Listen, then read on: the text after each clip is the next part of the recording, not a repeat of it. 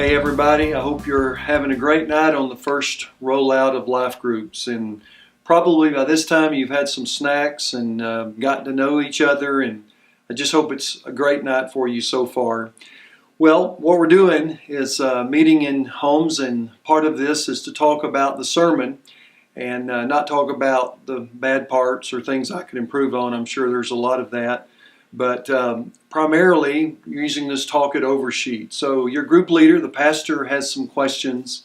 But if you were present this morning and heard the sermon, I'm sure you don't remember all of it, but I'm going to just give you a short recap of what I talked about this morning. So the message came from 2 Corinthians chapter 8, and we covered basically the first 9 verses.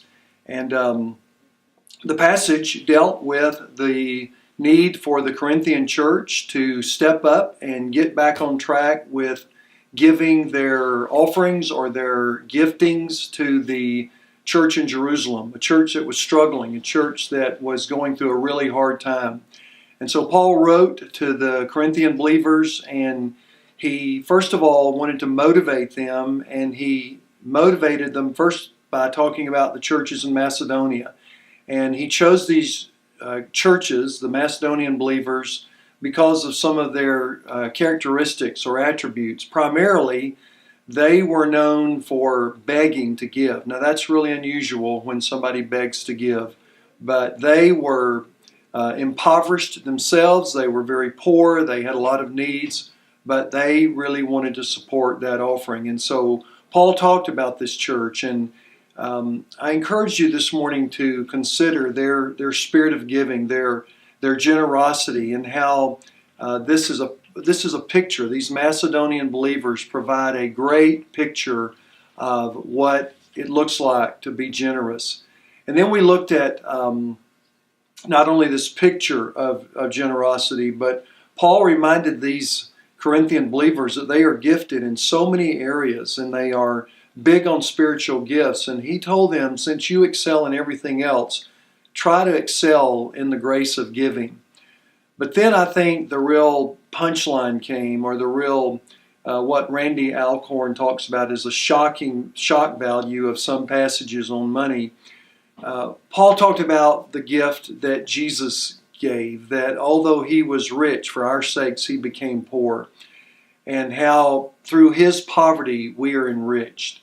So as you talk about this in your group, and as you're about to begin the talk it over sheet and walk through some questions, I hope this can kind of guide you and refresh your memory on what you heard this morning, or if you weren't here, it's kind of a summary. The last big component is kind of a plan for going forward, and how could I become more generous? What would it look like if I were more generous? And I think one of the things we have to do, and I'll be honest, as I finished my preparation this past Thursday, I did some reading Friday night and even during the day on Saturday, and even early this morning, and I was really driven more to the heart of this passage, dealing with kind of an antidote for materialism and greed. And so I hope you'll have some conversation about that as you consider a plan to move away from the traditional American idea of accumulating and amassing stuff and becoming more materialistic and even getting greedier and greedier, to consider what it would look like if I were what would it look like in my life if I were more generous? What would it look like if I'm married? What would it look like if my spouse and I really took stock of what we're doing with our money and how we're spending our money? Maybe you might even want to consider keeping a little tab or a spending record. How much money are you spending here and here and there and there? So one last thing on the plan, as I talked about giving through the church, I used the word tithing. Talked about why sometimes we're uncomfortable with that.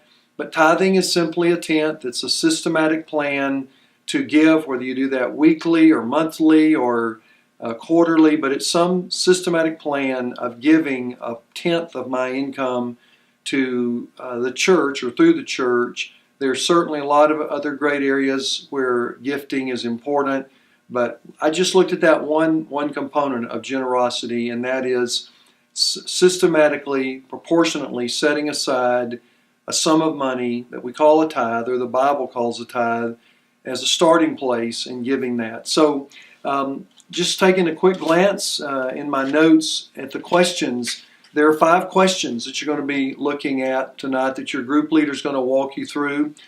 There may be other questions that you want to raise that comes up, but I do hope that as you talk tonight and finish this time of fellowship and sharing, that you'll be encouraged as we begin life groups. And praying for you, church, and hope your group goes extremely well tonight.